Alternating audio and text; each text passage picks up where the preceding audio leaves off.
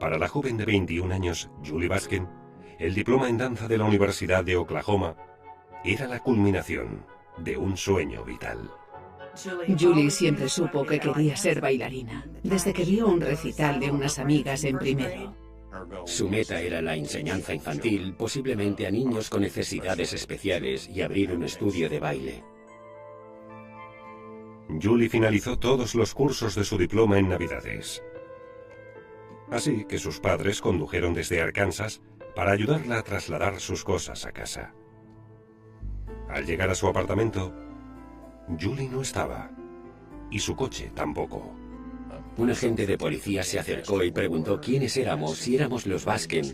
Dije que sí, y dijo, contacten con el departamento de la policía. Su hija ha desaparecido. Y Mary Jean exclamó, aquí pasa algo malo. Y contesté, estará en alguna parte, no le ha pasado nada. La policía sabía que Julie había acompañado a una amiga al aeropuerto sobre las 4 de la madrugada y contó a la chica que volvería a su apartamento. Y fue la última vez que sus amigos o familiares vieron a Julie. Sobre las 5:30, un vecino del edificio de Julie llamó a la policía.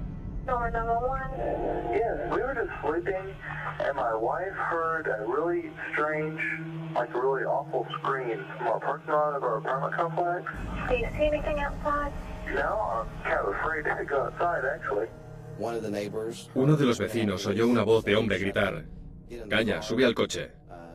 Y varios vecinos oyeron gritar a una chica. Uno de los vecinos oyó un coche alejarse del lugar. Creo que el grito que denunciaron al departamento de policía de Norman esa madrugada probablemente era el grito de Julie Baskin. No puedo probarlo, pero así lo creo.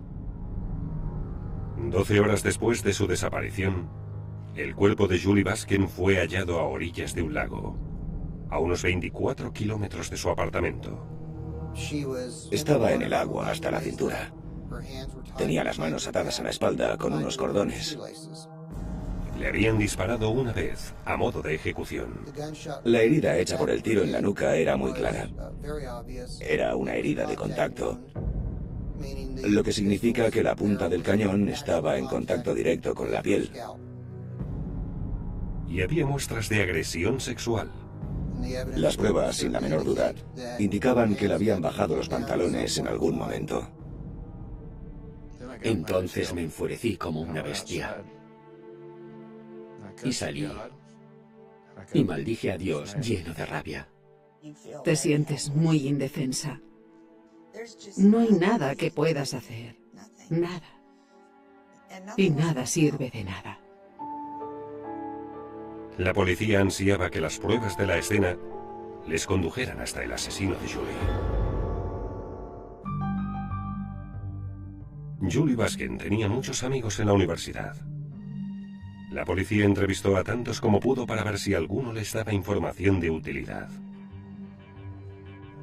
Julie era amiga de muchos chicos, pero no eran novios. Y digamos que no creo que estuviera lista para eso. No creo que tuviera tiempo en esos momentos. Que yo sepa, no tenía problemas con novios, ni tampoco rupturas problemáticas, ni nada similar. La policía encontró el apartamento de Julie perfectamente ordenado, sin signos visibles de lucha.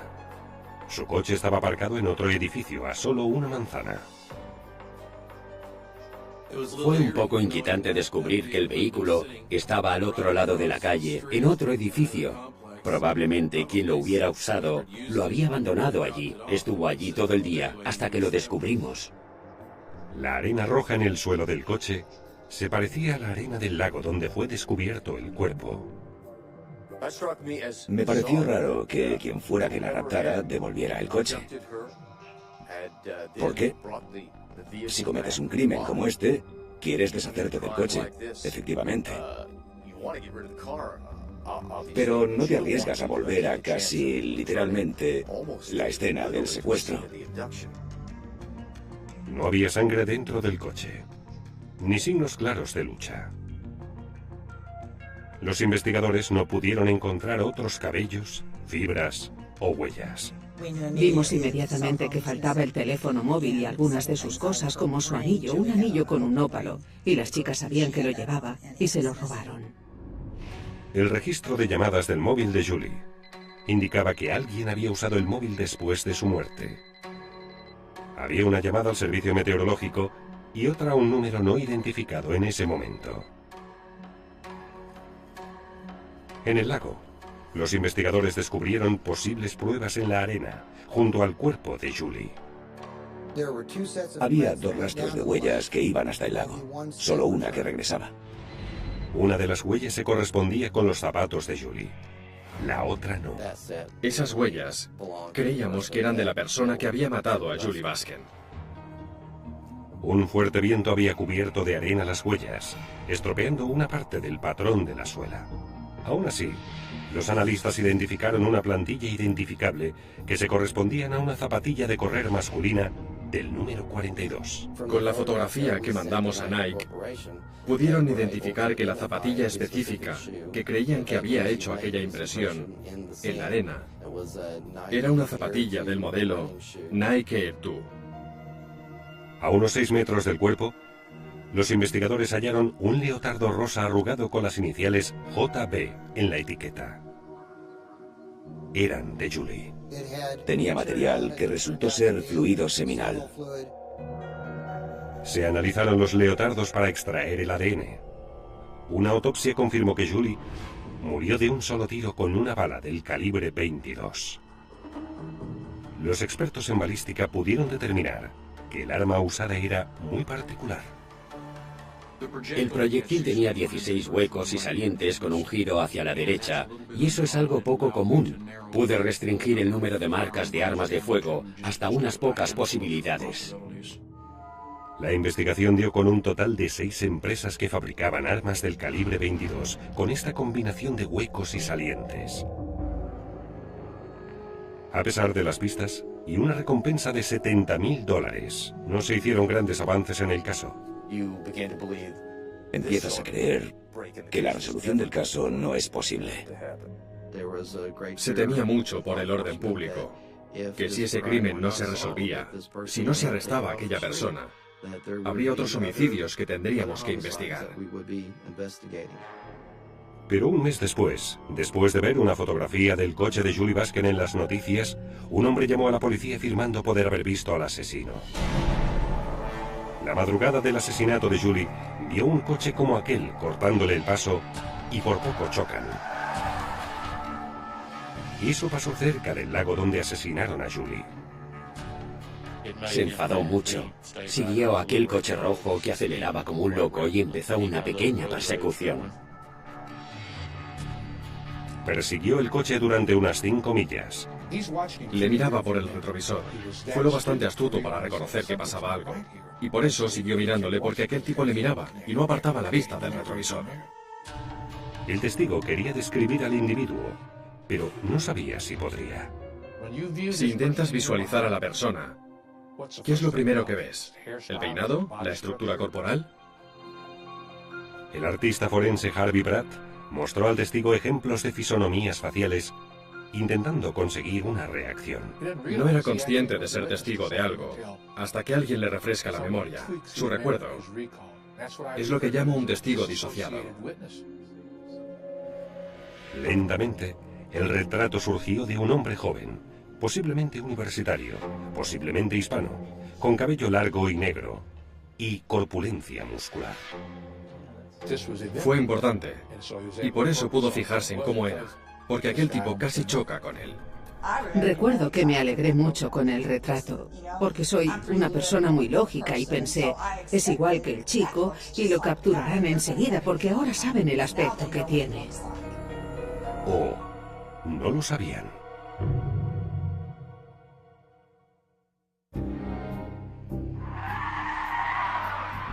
Un testigo pudo describir al hombre que vio conduciendo el coche de Julie Basken la mañana de su asesinato.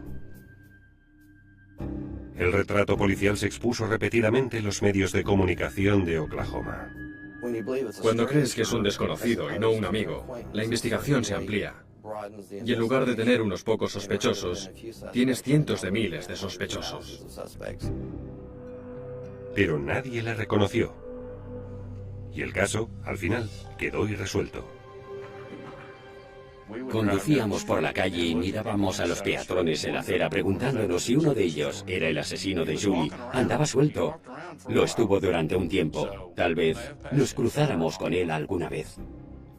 Luego, 4 años y medio después del asesinato, la policía recibió la carta de una prisionera de la cárcel del condado en Oklahoma. Declaraba que un viejo conocido, el joven de 23 años, Dennis Stormer, podía ser el asesino de Julie Baskin. Stormer, un obrero de la construcción, no tenía antecedentes. Pero en la época del asesinato vivía 4 manzanas del apartamento de Julie. Y guardaba un parecido con el retrato policial. La policía le siguió la pista. Rechazó responder a las preguntas y no quiso dar una muestra de ADN. Así que las autoridades solicitaron una orden judicial para obtener su ADN. Después de casi 5 años, parecía que el caso estaba finalmente resuelto. Su perfil de ADN era muy parecido a la muestra extraída de los leotardos y de la ropa interior que llevaba aquel día. Pero desafortunadamente, aunque fuera tan y tan parecido, no era igual. Y cuando no es exacta, se excluye. Así que el señor Stormer fue descartado como sospechoso en el caso. Pero el perfil de Stormer era tan similar que abrió toda una retahíla de sospechosos potenciales. El químico de entonces vio tan claramente que el ADN era tan parecido que opinó que posiblemente se tratara de un familiar de aquel individuo, lo que obligó a las autoridades a investigar a los parientes de ese hombre.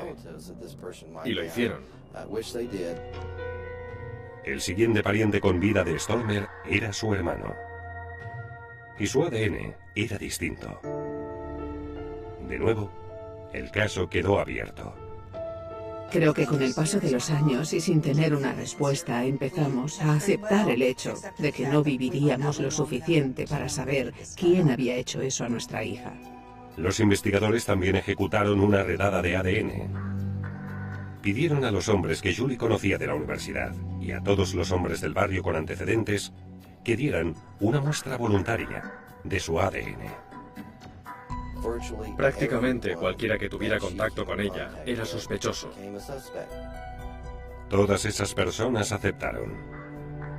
Más de 200 personas se sometieron a una de las redadas de ADN más grandes de la historia de Estados Unidos. Pero no hubo coincidencias. Después de más de 200 pruebas de ADN negativas, empiezas a ser pesimista y no crees que el caso llegue a resolverse.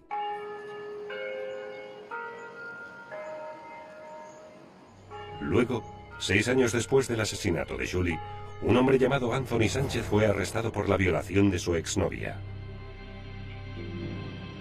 Como sucede con todos los acusados por violación, Sánchez dio una muestra de su ADN para comprobarla. Mientras se hacía, los investigadores advirtieron algunos hechos curiosos del pasado de Sánchez. Primero, cuando Julie Baskin fue asesinada, vivía a 1,5 kilómetros del apartamento de la joven universitaria. Cuando la policía investigó a sus excompañeros, uno de ellos, una exnovia, enseñó a la policía su diario del mes en que Julie fue asesinada. Hay una entrada, y creo que es de octubre de 1996, donde escribió: Anthony me ha comprado unas Bambas Nike, y él se ha comprado el mismo modelo, pero de chico. Sánchez calzaba un 42. Era la prueba de que Sánchez tenía unas zapatillas deportivas de la misma marca y número que las impresiones de zapatilla halladas junto al cuerpo de Julie. Y había otra pista más. Alguien, supuestamente el asesino, había usado el móvil de Julie después de matarla. El número marcado tenía una cifra menos que el teléfono de la novia de Sánchez con la que salía entonces. Una de las novias de Anthony, una joven que vivía aquí en Norman, tenía teléfono en casa. Y ese número aparece en el registro de llamadas del móvil de Julie después de muerta. Era posible que Sánchez hubiera llamado de memoria al teléfono de su novia ¿Y se hubiera equivocado por un dígito? Era una prueba circunstancial bastante buena, incluso sin ADN. Finalmente, la novia de Sánchez reveló a la policía que él tenía un hábito insólito. Recibieron información de una de las novias de Sánchez de que él y su padre disfrutaban disparando balas del calibre 22 en la pared de su dúplex. Un vínculo curioso entre padre e hijo. Como habían matado a Julie con un arma del calibre 22, la policía pidió una orden de registro y usaron máquinas portátiles de rayos X para comprobar las paredes del dúplex donde Sánchez vivía con su novia. Cuando no resultó, rasgaron las paredes. De nuevo, nada. Después de que la policía desvencijara el apartamento y lo pusiera patas arriba, el dueño entró y empezó a limpiar. Tenía un aspirador. Lo aspiró todo, y al vaciar la bolsa, lo que cayó fue una bala del calibre 22. Un test de balística demostró que la bala presentaba las particularidades de la bala extraída en la autopsia de Julie. Finalmente, analizado, el ADN de Anthony Sánchez fue comparado con la muestra biológica del leotardo de Julie.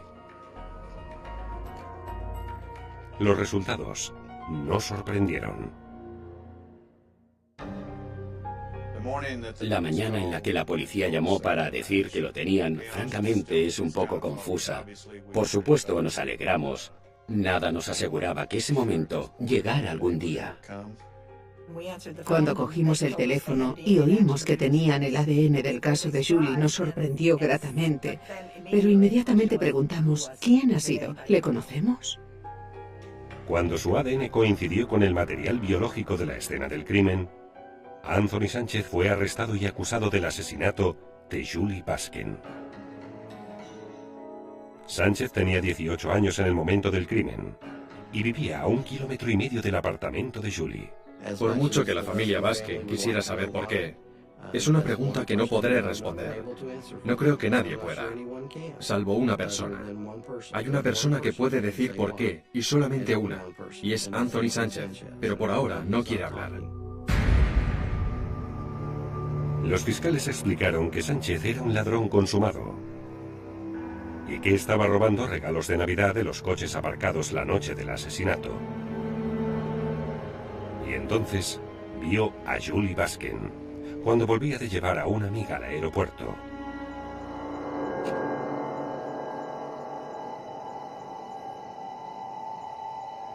Los investigadores expusieron que Sánchez raptó a Julie a punta de pistola. La forzó a entrar en el coche y la hizo conducir 24 kilómetros hasta el lago. Allí, la agredió sexualmente y la mató, a modo de ejecución.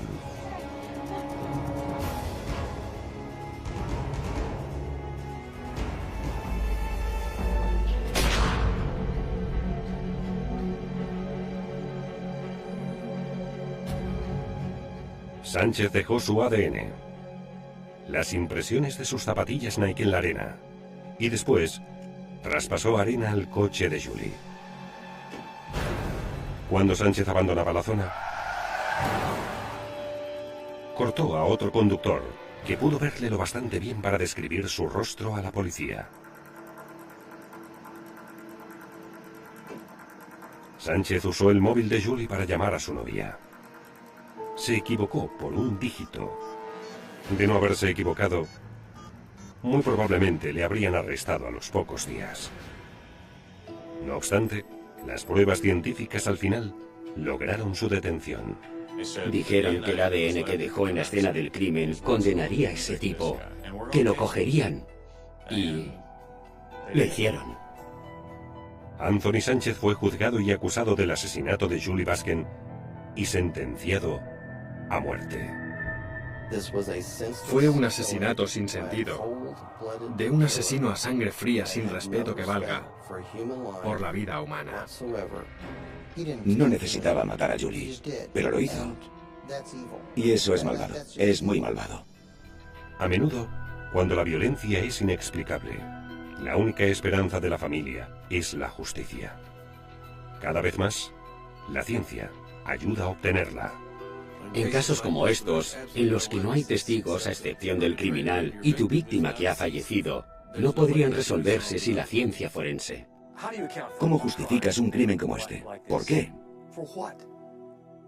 No es por dinero. No es un crimen pasional. ¿Por qué? ¿Por qué hacerlo? Solo hay un hombre que puede responder a esta pregunta y está en el corredor de la muerte de Oklahoma.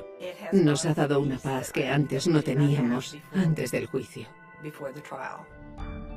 Creo que Julie descansa en paz.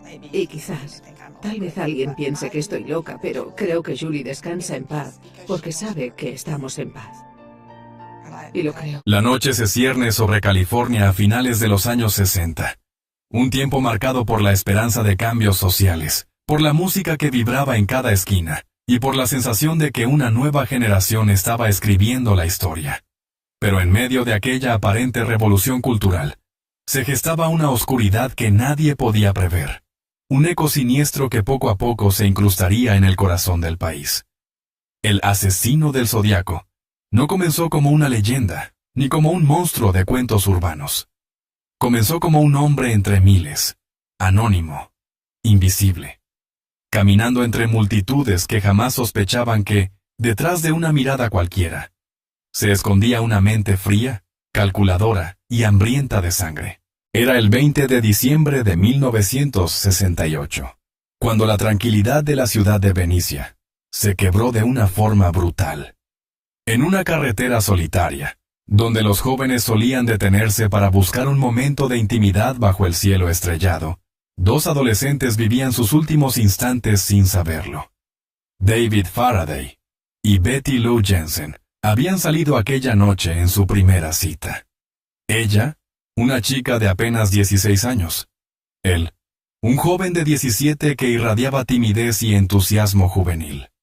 Ninguno imaginaba que la curva silenciosa de Lake Herman Road se convertiría en su tumba. A las 23:00 horas, un vehículo se detuvo junto al coche en el que ellos conversaban. La oscuridad reinaba, interrumpida solo por la débil luz de la luna. Nadie escuchó los primeros pasos del verdugo. Nadie presenció cómo la tranquilidad del lugar se transformó en un infierno repentino. Con precisión helada, el desconocido disparó. Primero contra David, alcanzándolo en la cabeza y dejándolo sin posibilidad de defenderse. Betty Lou intentó escapar. Corrió apenas unos metros antes de que la alcanzaran las balas que atravesaron su espalda. Su cuerpo quedó tendido en el suelo frío, inmóvil bajo las estrellas. Los casquillos brillaban en la tierra como testigos mudos de una ejecución sin sentido. Cuando los primeros patrulleros llegaron, la escena era un retrato de horror. Dos jóvenes, dos vidas interrumpidas sin motivo aparente. Sin robo, sin agresión sexual, sin explicación. Solo muerte. El silencio de la carretera se volvió un grito contenido que nadie escuchó a tiempo. La investigación comenzó, pero aquella noche era solo el inicio. Apenas el primer paso de un juego macabro que el asesino estaba dispuesto a prolongar tanto como le fuera posible. La policía no sabía que se enfrentaba a un enemigo que no buscaba simplemente matar, sino aterrorizar. Porque el Zodiaco, como más tarde se llamaría a sí mismo, no era un asesino común. Él quería espectáculo, deseaba atención, ansiaba control. Y lo conseguiría de la manera más retorcida, obligando a todo un país a convertirse en su audiencia. Con los asesinatos de Lake Herman Road, el monstruo había despertado. La prensa local reportó el crimen, lo describió como una tragedia más en un país marcado por la violencia. Pero ninguno de esos periodistas, ni de esos agentes, sabía que estaban presenciando el nacimiento de una de las leyendas criminales más temibles de la historia. Pasaron meses de incertidumbre hasta que, en la madrugada del 4 de julio de 1969, el asesino volvió a salir de la oscuridad. Michael Mageau y Darlene Ferrin, una pareja joven, estaban estacionados en el Blue Rock Springs Park de Vallejo, buscando un lugar tranquilo para conversar. El aire veraniego parecía ligero, el cielo iluminado por los fuegos artificiales de la celebración nacional. Pero lo que comenzó como una noche festiva pronto se convirtió en un baño de sangre. Un automóvil se detuvo junto al suyo, y del interior descendió un hombre armado. Sin previo aviso, abrió fuego contra la pareja. Las balas atravesaron la carrocería del coche, desgarrando la carne y los huesos de los jóvenes. Michael, malherido, cayó sobre el asiento, mientras Darlene recibió múltiples impactos que le arrebataron la vida. En cuestión de segundos, el asesino volvió a subir a su vehículo y desapareció, dejando tras de sí el eco de los disparos y un rastro de muerte. Lo que siguió fue aún más inquietante. Minutos después del ataque, la policía recibió una llamada telefónica. La voz de un hombre, fría y firme, confesaba el crimen. Dio detalles exactos, describió el arma utilizada y la ubicación del asesinato. Pero no se detuvo allí. También se atribuyó el ataque de diciembre anterior, confirmando que era el mismo verdugo. La calma con la que hablaba, la satisfacción que emanaba de sus palabras, heló la sangre de los investigadores. No era una persona huyendo del crimen, era alguien que se regodeaba en él, alguien que necesitaba ser reconocido. Los oficiales sabían que estaban frente a un asesino que no se conformaría con ocultarse. Al contrario, buscaba un protagonismo retorcido. Y la confirmación definitiva llegó poco después, cuando los principales periódicos del área de San Francisco recibieron cartas escritas por un desconocido. Cada sobre contenía mensajes que parecían juegos de palabras, amenazas directas y, lo más perturbador, un cifrado elaborado. El remitente exigía que los periódicos publicaran aquellas cartas en primera plana. Si no lo hacían, prometía que más muertes caerían sobre la ciudad. Era un chantaje, pero también un espectáculo. El asesino, que firmaba como el Zodiaco, estaba construyendo su propia identidad. Un personaje oscuro con el que jugaría durante años a un juego de gato y ratón con la prensa, la policía y todo un país que pronto quedaría paralizado por el terror. Las cartas estaban adornadas con un símbolo extraño, un círculo con una cruz en su interior, semejante a la mira de un rifle. Aquel emblema se transformaría en la marca del miedo, reconocida en todos los hogares de Estados Unidos. El Zodiaco no solo mataba, escribía, comunicaba, retaba. Sus palabras eran un veneno cuidadosamente diseñado para corroer la calma de los ciudadanos y para humillar a los agentes que lo perseguían. ¿Qué clase de mente podía planear con tal frialdad y, al mismo tiempo, necesitar la atención pública como si fuera un artista presentando su obra? La respuesta se ocultaba en las sombras de su identidad. Nadie sabía quién era. Podía ser un vecino, un maestro, un oficinista, un hombre sentado en la misma cafetería que usted. Ese era el verdadero poder del Zodiaco. La incertidumbre. Los periódicos cedieron y publicaron los mensajes. Los lectores quedaron fascinados y aterrados al mismo tiempo. Los crímenes dejaron de ser simples sucesos policiales y se transformaron en un espectáculo mediático. La sociedad entera discutía los enigmas del Zodiaco. Trataban de descifrar los códigos, mientras el asesino se reía en silencio, observando desde la oscuridad cómo cada familia, cada barrio, cada persona caía en su juego. Lo que había comenzado en una carretera solitaria ya era ahora un fenómeno nacional. El asesino había logrado lo que quería, convertirse en el centro de atención. En aquellos días, caminar por las calles de California era sentir la paranoia en cada esquina. Los jóvenes tenían miedo de salir a citas nocturnas, las parejas dudaban en estacionar en lugares apartados, y la policía recibía cientos de llamadas de ciudadanos aterrados que aseguraban haber visto al Zodiaco. El aire estaba impregnado de tensión. Cada sombra parecía esconder al asesino. Cada ruido en la noche despertaba la sensación de que podía ser él, observando, apuntando, listo para disparar. Esa era su verdadera arma. El miedo colectivo. Y lo había conseguido. El Zodiaco no necesitaba estar en todas partes. Bastaba con que la gente creyera que podía estarlo.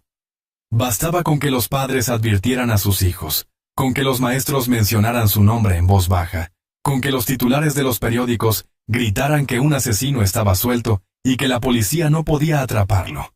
La impotencia de las autoridades solo aumentaba la leyenda. Cada crimen, cada carta, cada código reforzaba su figura. El país no solo tenía un asesino serial, tenía un espectro, un fantasma moderno que jugaba con la psique de millones. Y mientras los investigadores trabajaban contrarreloj, revisando pruebas, analizando los cifrados y persiguiendo pistas que a menudo terminaban en callejones sin salida, el Zodiaco ya planeaba su siguiente movimiento. No era un asesino impulsivo, era un titiritero que manejaba a su público con hilos invisibles. Su necesidad de protagonismo, de control y de sangre, no tenía freno. La historia apenas estaba comenzando, y cada paso lo llevaba más cerca de convertirse en un mito macabro. La carretera de Venecia, el parque de Vallejo, las cartas enviadas a los periódicos. Todos esos momentos eran capítulos de un guión siniestro que él mismo escribía, disfrutando del terror que sembraba. El Zodiaco había llegado, y nada volvería a ser igual. El eco de los disparos en Vallejo aún no se había apagado cuando el asesino decidió mostrar su verdadera cara. No lo hizo revelando su identidad, ni presentándose ante la policía. Lo hizo del modo que más lo excitaba, escribiendo. El 31 de julio de 1969, 3 periódicos del área de la Bahía de San Francisco, el San Francisco Examiner, el San Francisco Chronicle y el Vallejo Times Herald, recibieron cartas casi idénticas. Cada sobre contenía un texto cuidadosamente mecanografiado, lleno de errores ortográficos que parecían deliberados, como si el autor disfrutara desordenando incluso el lenguaje. En esas cartas, el asesino describía con precisión los crímenes ocurridos, los detalles que solo alguien presente en la escena podía conocer. Pero lo más perturbador fue lo que acompañaba esos mensajes. Un criptograma de 408 símbolos, diseñado con extraños caracteres geométricos, triángulos, círculos y signos, que parecían salidos de una mente obsesionada con los enigmas. En el interior de cada carta, el autor exigía que aquellos códigos se publicaran en primera plana, y lanzó una amenaza brutal. Si los periódicos no obedecían, se producirían más muertes durante el fin de semana. La prensa no tuvo elección. Entre el miedo a ser responsables de una masacre y la presión de la policía, los directores decidieron publicar los cifrados. Los lectores se encontraron, de un día para otro, con páginas enteras cubiertas de símbolos incomprensibles. Era como si la ciudad entera hubiera sido invitada a un juego macabro. El asesino se había transformado en titiritero, y toda la comunidad en sus marionetas. El mensaje estaba claro. No se trataba solo de matar, se trataba de controlar la narrativa, de someter a millones de personas a su voluntad. Mientras tanto, en los hogares de California, el terror se mezclaba con la fascinación. Familias enteras trataban de descifrar los símbolos, como si se tratara de un crucigrama diabólico publicado en el diario del domingo. Nadie podía escapar de la influencia de aquella sombra. Los niños preguntaban quién era el hombre del símbolo de la cruz en círculo. Los adultos discutían en voz baja las posibles pistas. En las cafeterías y en los bares se hablaba de él como si fuera una estrella oscura del espectáculo. Y cada palabra aumentaba el poder del Zodiaco. La policía trabajaba sin descanso, pero el asesino siempre parecía un paso adelante. Sus amenazas eran concretas, su tono era seguro, y su capacidad de manipular a la prensa convertía cada día en una ruleta de miedo. Los investigadores sabían que no se enfrentaban a un delincuente cualquiera, sino a un estratega del caos. Y esa certeza los consumía. Finalmente, el 8 de agosto de 1969, un matrimonio de maestros de secundaria, Donald y Betty Harden, sentados en la tranquilidad de su hogar, decidió intentar descifrar el criptograma. Con paciencia meticulosa, aplicando lógica y análisis, comenzaron a darle sentido a los símbolos. Tras horas de trabajo, emergió un mensaje escalofriante. El Zodiaco no buscaba solo reconocimiento. Confesaba que matar lo excitaba, que le daba la mejor diversión. Expresaba su deseo de recolectar esclavos para el más allá, una fantasía macabra que combinaba la violencia con delirios casi místicos. El mensaje no incluía su identidad, como muchos esperaban. En su lugar, era una declaración de poder. Él mataba porque podía, y porque disfrutaba haciéndolo. La revelación paralizó a la sociedad. No se trataba de un ladrón desesperado, ni de un criminal común. Era alguien que se veía a sí mismo como un cazador eterno. Alguien que consideraba a las personas simples piezas en su tablero de juego. Y lo más aterrador, no mostraba remordimiento alguno. Al contrario, se regodeaba en su capacidad de generar terror. Poco después, el 27 de septiembre de 1969, el Zodíaco atacó de nuevo. Esta vez en Lake Berryessa, un lugar frecuentado por parejas que buscaban escapar del bullicio de la ciudad. Brian Hartnell y Cecilia Shepard disfrutaban de un día soleado junto al lago cuando un hombre se acercó lentamente. Vestía una especie de capucha negra, similar a una máscara de verdugo medieval, y sobre el pecho llevaba cosido el símbolo del círculo con la cruz. En sus manos sostenía una pistola y una cuerda.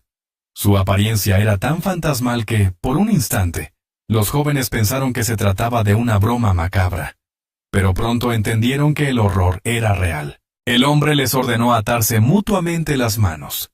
Luego, con calma perturbadora, los apuñaló repetidas veces. Brian sobrevivió milagrosamente, pero Cecilia murió tras luchar por su vida en el hospital. Antes de huir, el asesino dejó una firma cruel. Escribió en la puerta del auto de la pareja con un marcador negro, anotando las fechas de sus ataques anteriores, y firmando con su símbolo. Era como si se tratara de un artista completando su obra. No solo mataba, dejaba constancia, construía un legado de terror. Ese mismo día, como si buscara asegurarse de que nadie dudara de su autoría, llamó a la policía desde una cabina telefónica y confesó el crimen. Su voz era tranquila, sin emoción, describiendo lo que acababa de hacer como quien relata un trámite cotidiano. La frialdad de aquel tono quedó grabada en la mente de los agentes. Era la voz del vacío, de alguien que no conocía la compasión. La noticia se propagó como un incendio. California estaba paralizada. Las parejas evitaban salir de noche, los jóvenes dejaban de frecuentar lugares apartados, y las autoridades recibían cientos de pistas falsas cada día. El símbolo del zodiaco ya no era solo un enigma en un periódico. Era una marca de terror que se sentía en la piel de cada ciudadano. El asesino jugaba con todos.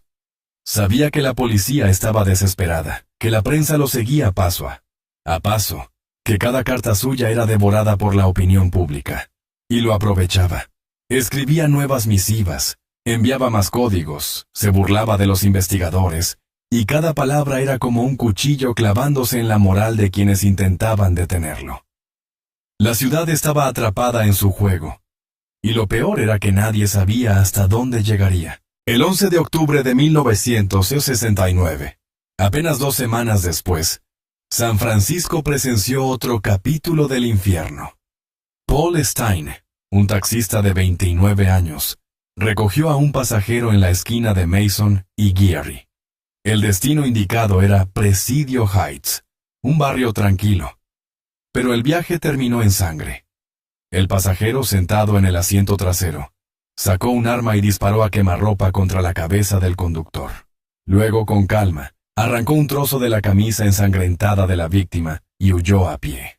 Testigos observaron al asesino desde las ventanas. Lo vieron caminar sin prisa, casi con la tranquilidad de alguien que regresaba a casa tras un paseo. La policía llegó poco después. Pero de nuevo, demasiado tarde. El zodiaco se había escurrido entre las sombras de la ciudad como si fuera invisible. La confirmación de su autoría no tardó en llegar. Días después, el San Francisco Chronicle recibió otra carta. En su interior, un pedazo de la camisa de Paul Stine, empapado en sangre seca. Era su firma macabra. Su forma de gritarle al mundo: «Soy yo. Sigo aquí. Y no pueden detenerme». La prensa publicó la noticia y el terror alcanzó un nivel insoportable. Ya no eran solo parejas en lugares apartados. Ya no era un asesino que acechaba en carreteras solitarias. Ahora, cualquiera podía ser su víctima. Un taxista en pleno centro urbano había caído, y el mensaje era claro. Nadie estaba a salvo. La policía, presionada hasta el límite, intensificó la búsqueda. Decenas de sospechosos fueron interrogados. Se revisaron miles de archivos. Se publicaron retratos hablados basados en los testigos. El rostro del Zodiaco, aunque difuso, comenzó a circular. Un hombre blanco, de complexión robusta, cabello corto y gafas. Pero esa imagen no trajo alivio, solo más paranoia. Porque en cada esquina, en cada oficina, en cada bar, había alguien que encajaba con esa descripción. El Zodiaco podía ser cualquiera, y esa era su mayor arma. Con cada carta, con cada asesinato, con cada burla enviada a la prensa, el asesino había logrado algo que pocos criminales en la historia consiguieron: convertir su nombre en sinónimo de miedo.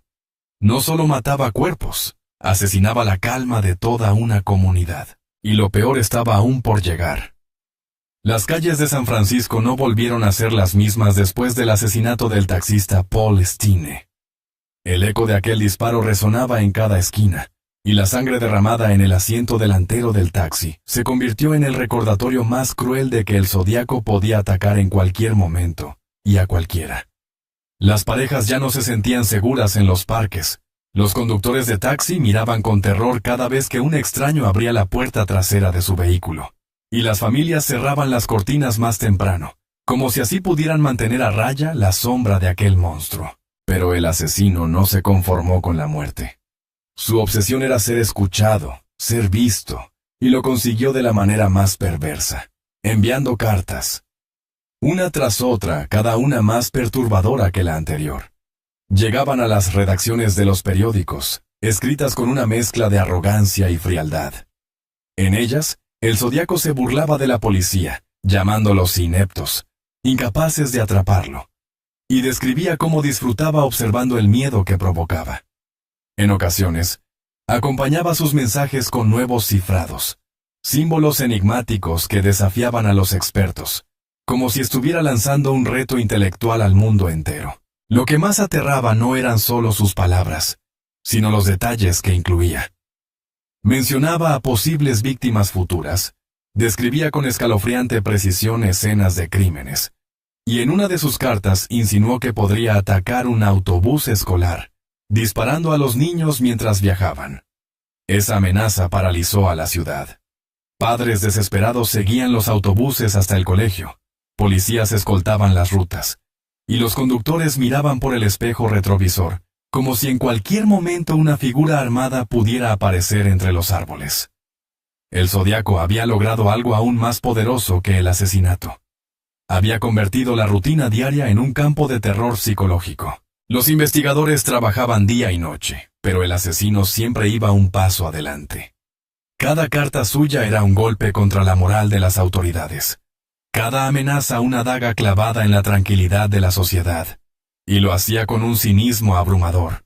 A veces incluía dibujos, como si fueran caricaturas macabras, y en otras ocasiones jugaba con frases burlonas que parecían sacadas de una mente infantil y monstruosa al mismo tiempo. Era como si disfrutara mezclando lo lúdico con lo sangriento, el humor negro con la desesperación. El juego del miedo no se limitaba a California. Muy pronto, su nombre comenzó a circular en todo Estados Unidos. Los noticieros nacionales informaban cada detalle, y el rostro dibujado en el retrato hablado se volvió uno de los más reconocibles del país. El círculo con la cruz ya no era solo un símbolo en las cartas, era una marca de terror reproducida en camisetas, pancartas y hasta en grafitis. La cultura popular empezaba a absorber al asesino, transformándolo en un ícono del mal, un personaje que se instalaba en la mente colectiva. Mientras tanto, los investigadores recibían miles de pistas falsas. Personas obsesionadas con el caso aseguraban haber visto al Zodiaco en supermercados, gasolineras, cines. Vecinos denunciaban a vecinos. Amigos desconfiaban de amigos. El ambiente era asfixiante. La paranoia se extendía como un veneno silencioso. Nadie confiaba en nadie. Y el asesino, oculto tras su anonimato, disfrutaba de ese caos. Una de las cartas más aterradoras llegó en noviembre de 1969. En ella, el Zodiaco envió otro criptograma de 340 caracteres, acompañado de frases burlonas.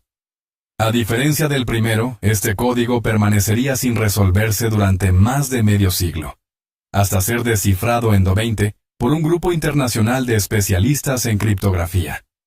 Pero en aquel momento, lo único que generó fue desesperación. Nadie lograba descifrar el mensaje, y el asesino lo sabía. Esa sensación de impotencia era su alimento. Cada intento fallido de la policía o de los expertos era para él una victoria. Los meses avanzaban, y las cartas continuaban llegando. Algunas estaban manchadas con lo que parecía sangre. Otras contenían pedazos de ropa de sus víctimas. En una ocasión, incluso incluyó un diagrama detallado de una bomba casera, con la que aseguraba que podría volar un autobús escolar. El nivel de sadismo era indescriptible. No se trataba solo de matar, se trataba de hacer sufrir a una ciudad entera, de doblegar la voluntad de millones de personas. En medio de este caos, surgieron sospechosos. Hombres con comportamientos extraños, vecinos solitarios, trabajadores con pasados oscuros. Todos fueron examinados, pero cada vez que la policía creía estar cerca, las pruebas se desmoronaban. Las huellas no coincidían, los testigos dudaban, los informes forenses resultaban inconclusos. El Zodiaco parecía un fantasma, alguien demasiado real para ser ignorado y demasiado intangible para ser atrapado. En paralelo, comenzaron a aparecer cartas en las que el asesino hablaba de sí mismo como una especie de ser inmortal. Escribía sobre cómo sus víctimas se convertirían en sus esclavos en el más allá, cómo cada alma asesinada trabajaría para él en una eternidad imaginaria. Aquellas palabras no solo mostraban un sadismo absoluto, sino también un delirio perturbador. Era imposible saber si realmente creía en lo que escribía, o si solo utilizaba esas fantasías para intensificar el miedo. Pero lo cierto es que cada frase aumentaba la leyenda, y cada carta lo convertía más en un mito que en un hombre de carne y hueso. En diciembre de 1969, un detalle estremecedor puso en jaque a las autoridades. El Zodiaco envió una carta firmada con su símbolo, en la que se burlaba directamente del retrato hablado publicado semanas antes. En su texto, escribió con frialdad que si alguien lo veía con la descripción del retrato, simplemente usaría un disfraz distinto la próxima vez. Aquella burla era más que una amenaza, era una bofetada contra la policía, un recordatorio de que aunque todos miraban hacia él, nadie lo reconocía realmente. El Zodiaco jugaba con su identidad como quien juega con una máscara. Podía ser cualquiera, y esa ambigüedad era lo que lo hacía invencible. Cada persona que encajaba con el retrato se convertía en sospechosa, cada mirada en la calle podía ser la suya. El miedo ya no estaba solo en los crímenes, estaba en la mente de la gente. El año 1969 cerró con una ciudad entera dominada por el terror y una prensa que no dejaba de publicar cada palabra del asesino. El Zodiaco se había apoderado de los titulares, había contaminado los hogares y había convertido su nombre en sinónimo de pesadilla. La policía, agotada, parecía luchar contra un enemigo intangible, contra una sombra que no dejaba huella, contra un fantasma que se burlaba en cada esquina. Y mientras el calendario marcaba el inicio de una nueva década, el asesino preparaba sus próximos movimientos. Nadie podía imaginar que lo peor aún no había ocurrido, que el juego del miedo estaba lejos de terminar. El Zodiaco seguía en las sombras, observando, escribiendo, planeando. Y la ciudad, atrapada en su propio pánico, no tenía más opción que esperar el próximo golpe. El año nuevo de 1970 amaneció en California con un aire pesado, un clima invisible cargado de miedo y desconfianza. El Zodiaco no solo había matado, había transformado la vida cotidiana en un tablero donde cada movimiento parecía observado por unos ojos invisibles. Y mientras los ciudadanos intentaban recuperar una rutina que ya no existía, Las cartas del asesino siguieron llegando, como cuchillos de papel que se clavaban en el corazón de la ciudad. En enero, otra misiva apareció en las redacciones. El tono era el mismo. Arrogante, burlón, seguro de su poder. Pero lo que heló la sangre de los periodistas fue el contenido. En su carta, el asesino se adjudicó más de 3 docenas de víctimas, un número que nadie podía confirmar. Había algo perverso en su manera de exagerar, en esa mezcla de mentira y verdad que confundía incluso a los investigadores. El Zodiaco entendía que no solo asesinaba personas, asesinaba certezas. Convertía la realidad en un laberinto de dudas. Cada carta era un espectáculo calculado. A veces incluía trozos de prendas ensangrentadas, otras veces se limitaba a frases sarcásticas o símbolos nuevos. En una ocasión, firmó con un simple «Me divierto». Era su manera de recordarle a todos que, mientras millones temían, él disfrutaba. La brecha entre asesino y sociedad no era solo moral, era casi teatral. Era como si cada carta fuera un acto en una obra macabra que él dirigía, y que el público, sin poder evitarlo, seguía con fascinación morbosa. Los investigadores de la policía de San Francisco y de los condados vecinos se encontraban atrapados en una pesadilla burocrática. Eran demasiadas jurisdicciones, demasiados informes, demasiadas pistas que no llevaban a nada. La coordinación era casi imposible, y el Zodiaco se aprovechaba de ese caos institucional. En una carta, llegó a ridiculizar la incapacidad de las fuerzas del orden para cooperar entre sí. Era un juego sádico. Él conocía la debilidad de sus perseguidores y la explotaba sin piedad. En abril de 1970, un nuevo golpe estremeció al país. Otra carta del Zodiaco llegó al San Francisco Chronicle. Esta vez no era solo un mensaje, era una confesión disfrazada de burla. Describió con lujo de detalles un asesinato ocurrido en Riverside en 1966, el de Cherry Jo Bates, una joven estudiante universitaria. Hasta entonces, ese crimen había sido considerado aislado, un misterio sin resolver. Pero el asesino reclamó la autoría, y de pronto, el caso de Riverside se conectó con la espiral sangrienta del Zodiaco. ¿Era verdad? ¿O simplemente se adjudicaba muertes para inflar su propia leyenda? Nadie podía asegurarlo, y ahí residía el verdadero poder de su juego. Envenenar cada certeza, dejar a todos atrapados en la duda. Las cartas no eran lo único. De tanto en tanto, el Zodiaco realizaba llamadas telefónicas, siempre en momentos precisos, siempre con esa voz calmada que erizaba la piel. No había gritos, no había insultos, solo una frialdad mecánica que resultaba mucho más aterradora que cualquier exabrupto. Era la voz de alguien que disfrutaba controlando la respiración del miedo. La presión sobre la policía alcanzaba niveles insoportables. Se elaboraban listas interminables de sospechosos. Uno de los más vigilados fue Arthur Leigh Allen, un hombre de comportamiento extraño, con un pasado marcado por actitudes perturbadoras y coincidencias inquietantes con la descripción del asesino. Los agentes revisaron su vida con lupa, armas, relojes con el símbolo del círculo y la cruz, comportamientos violentos. Pero aunque las sospechas se acumulaban, las pruebas nunca fueron concluyentes. El Zodiaco parecía intocable, como si cada vez que alguien creyera acercarse, la sombra se desvaneciera. En la primavera de 1970, el asesino envió otra carta acompañada de un diagrama que mostraba un artefacto explosivo diseñado para destruir un autobús escolar. La amenaza de atacar niños se convirtió en la pesadilla definitiva. Padres aterrados escoltaban a sus hijos hasta la puerta del colegio. Policías custodiaban las rutas, y la paranoia alcanzó niveles insoportables. Aunque jamás se comprobó que el Zodiaco realmente fabricara una bomba, la mera idea bastó para paralizar a la ciudad entera. Una amenaza en papel se convirtió en una prisión psicológica para miles de familias. Las semanas pasaban, y la frustración crecía. La policía contaba con pruebas físicas, casquillos de bala, fragmentos de ropa, testimonios de sobrevivientes. Pero todo parecía inútil. Las huellas dactilares eran parciales, las descripciones contradictorias, los informes balísticos no lograban conectar todos los crímenes de manera concluyente.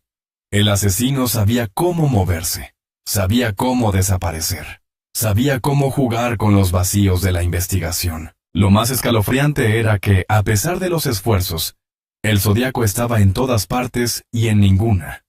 Su rostro podía ser el del vecino amable, el del profesor de la escuela, el del empleado de la gasolinera. Cada hombre con gafas gruesas y complexión robusta se convertía en sospechoso. La paranoia corroía a la comunidad desde adentro. Ya no solo había miedo a morir, había miedo a mirar a los ojos de un desconocido y preguntarse si acaso no se trataba del monstruo. El verano llegó, y con él, más cartas. El Zodiaco parecía alimentarse del calor del pánico colectivo. En una de sus misivas más perturbadoras, firmó con un número. 13. Según él, ese era el conteo real de sus víctimas. Nadie podía comprobarlo, pero cada cifra escrita en sus cartas era como un puñal en la conciencia social. Porque lo más cruel del Zodiaco no era solo su capacidad de matar, sino de decidir cuándo y cómo contar sus muertes. El poder absoluto de quien juega con vidas humanas como si fueran trofeos. La cacería continuaba. Las noches en California se llenaban de redadas, de patrulleros que recorrían barrios enteros, de interrogatorios interminables. Pero el asesino parecía un fantasma. Se deslizaba entre los dedos de la justicia, se reía en cada carta, y mientras tanto, la ciudad se sumía en un insomnio colectivo. Dormir era difícil. Despertar era peor. El Zodiaco no era solo un hombre. Era un mito vivo. Y cada día que pasaba sin que lo atraparan, el mito crecía. La gente ya no preguntaba, ¿quién será el asesino?, sino, ¿y si nunca lo encontramos? Ese pensamiento era el veneno más poderoso de todos. Las autoridades, agotadas y humilladas, seguían persiguiendo sombras. El asesino, escondido en algún rincón, escribía, planeaba, observaba. Cada carta era una nueva estocada. Cada palabra, un recordatorio de que el miedo se había convertido en la sangre invisible que corría por las venas de California. Y mientras el calendario avanzaba, la ciudad entera comprendía que lo peor aún no había terminado. El Zodiaco seguía libre, y lo que se avecinaba prometía ser aún más inquietante. La cacería contra el Zodiaco se había convertido en una obsesión colectiva. Las noches californianas ya no eran un refugio para los enamorados, ni un descanso para las familias. Eran un escenario de sospecha, de miradas desconfiadas y de conversaciones en voz baja donde todos, absolutamente todos, podían ser el asesino. El Zodiaco había logrado diluirse en la multitud. Su verdadero crimen no era solo asesinar, era contagiar la paranoia. Los investigadores sabían que necesitaban un rostro, un nombre, alguien sobre quien concentrar la furia de una comunidad entera. Y fue así como emergió una figura inquietante. Arthur Leigh Allen. Era un hombre solitario, de aspecto desaliñado, con antecedentes de comportamiento violento y una fascinación por las armas y los símbolos extraños. Coincidía en demasiados detalles con las descripciones, y además usaba un reloj de la marca Zodiac, cuyo logotipo era el mismo círculo con la cruz que el asesino firmaba en sus cartas. Aquella coincidencia parecía más que suficiente para la imaginación popular. La policía interrogó a Allen, revisó su casa, confiscó armas. Analizó caligrafías, pero el resultado fue frustrante. Nada era concluyente. No había pruebas que lo vincularan directamente a los crímenes. Cada vez que la investigación parecía acercarse, un muro invisible la detenía. Las huellas no coincidían, la escritura no era idéntica, los testimonios no eran lo bastante firmes.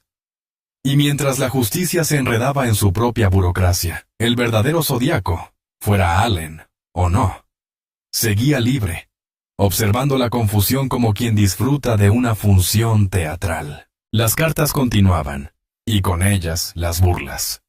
En una de sus misivas, El asesino aseguró que la policía había tenido la oportunidad de atraparlo tras el asesinato de Paul Stine, pero que lo dejaron escapar. Afirmaba haber hablado con agentes aquella misma noche y haberse marchado tranquilamente, disfrazado de ciudadano cualquiera.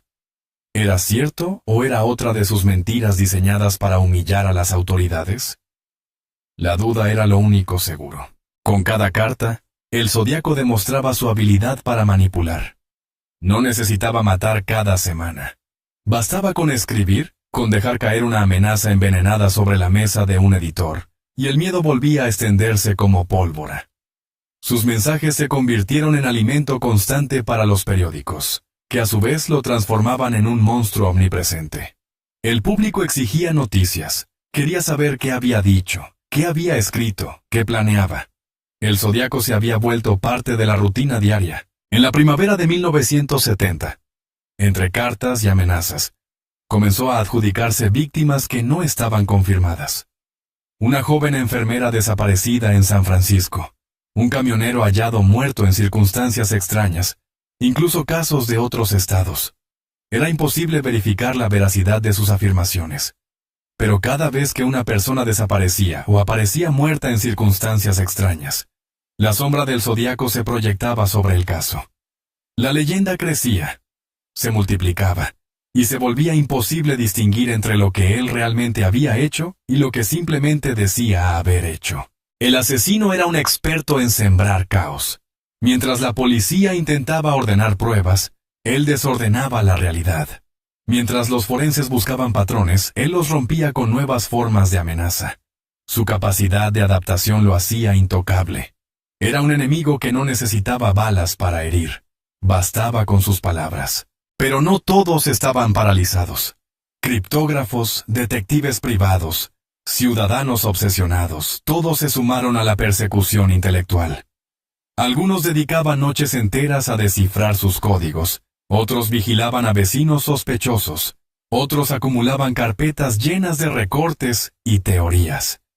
El Zodíaco había dejado de ser un caso policial para convertirse en un fenómeno social. Y ese fenómeno lo alimentaba. En junio de 1970, una de sus cartas incluyó un mensaje perturbador. Tengo un nombre para ustedes, pero no se los daré.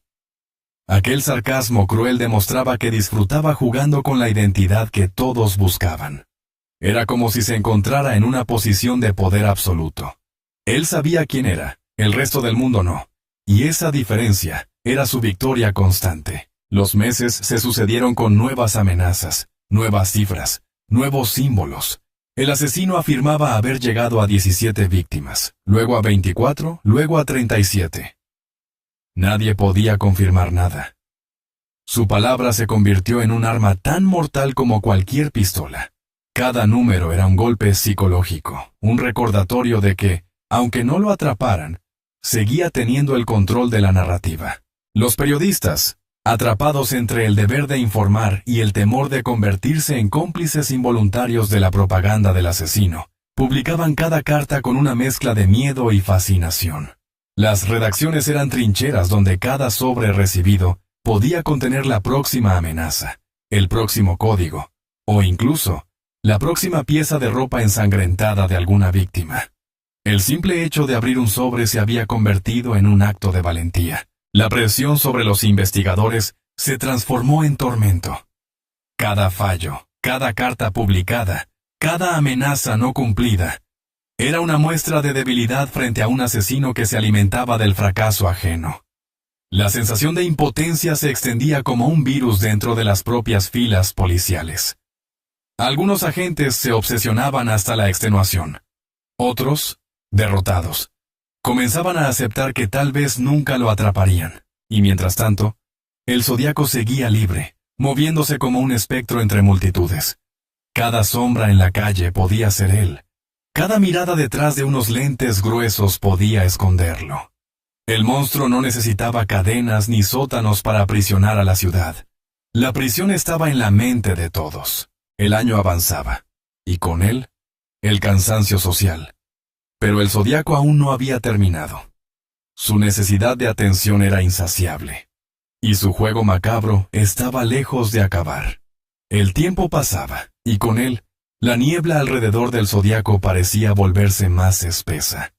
A inicios de los años 70, la intensidad de sus cartas comenzó a disminuir, pero el eco del miedo permanecía. La prensa seguía recibiendo sobres ocasionales, algunos con símbolos, otros con amenazas vagas, y otros con frases sueltas, como si el asesino estuviera probando la paciencia de todos. El monstruo no necesitaba mantener un ritmo constante. Bastaba con aparecer de vez en cuando para recordarle al mundo que seguía ahí. La policía, agotada y frustrada, no lograba atrapar un hilo sólido. Los sospechosos aparecían y desaparecían. Las pruebas eran insuficientes.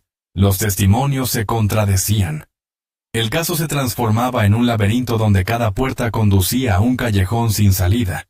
Mientras tanto, el zodiaco parecía disfrutar observando cómo la maquinaria de la justicia se desgastaba en vano. En una de sus últimas cartas confirmadas, enviada en 1974, el asesino se refirió con sarcasmo a la película El Exorcista, llamándola la mejor comedia satírica que había visto.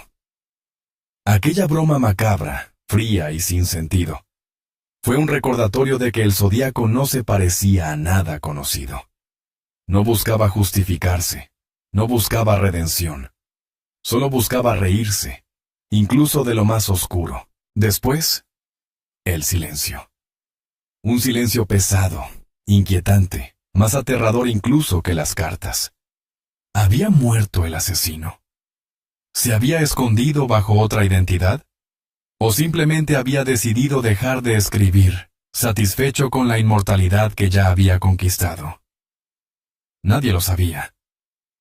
El monstruo que había paralizado a California se desvanecía poco a poco, dejando tras de sí un vacío lleno de preguntas sin respuesta. Las décadas avanzaron, y con ellas, la leyenda. El zodiaco dejó de ser solo un caso policial para convertirse en un mito cultural. Películas, libros, documentales. Todos intentaban descifrar la mente de aquel asesino enigmático. Y sin embargo, en cada intento, la sombra se volvía más grande. La fascinación morbosa de la sociedad alimentaba al fantasma del zodiaco, que seguía vivo en la imaginación colectiva mucho después de que sus crímenes hubieran cesado. Los investigadores nunca dejaron de trabajar. Años después, nuevas tecnologías trajeron esperanza. Las huellas parciales, las cartas, los fragmentos de pruebas fueron analizados con técnicas modernas. El ADN, ese guardián silencioso de la verdad, parecía ofrecer una salida. Pero incluso con la ciencia del siglo XXI, los resultados fueron frustrantes, perfiles incompletos, coincidencias insuficientes, sospechosos descartados una y otra vez. El zodiaco seguía siendo un enigma. Un fantasma que se resistía a ser atrapado incluso por la biología. La figura de Arthur Lee Gallen regresó una y otra vez. Sus conexiones con los crímenes, sus comportamientos extraños, su presencia inquietante, todo parecía apuntar hacia él. Pero las pruebas nunca cerraron el círculo. Cuando murió en 1992, muchos creyeron que el zodiaco había muerto con él. Otros, convencidos de que se trataba de otro hombre, siguieron buscando en otra dirección. El misterio se mantuvo intacto, y ese es quizás el triunfo más oscuro del asesino. No solo escapó de la justicia, sino que se convirtió en eterno. Su nombre resuena aún hoy como una herida abierta en la memoria de Estados Unidos. Es el eco de un juego macabro que nunca terminó. El recordatorio de que a veces el mal no necesita rostro para existir, que basta con la sombra de una figura y el poder de unas palabras para marcar generaciones enteras. El zodiaco no solo mató cuerpos, mató la calma de una época, mató la confianza en la seguridad de las calles, mató la idea de que la justicia siempre vence. Su legado es un puñal que aún se siente, una historia sin cierre que sigue provocando escalofríos cada vez que alguien menciona su nombre. Imagina, ahora, la voz de aquel asesino leyendo sus propias cartas, disfrutando de cada línea publicada en los periódicos, sonriendo ante el pánico de una ciudad entera.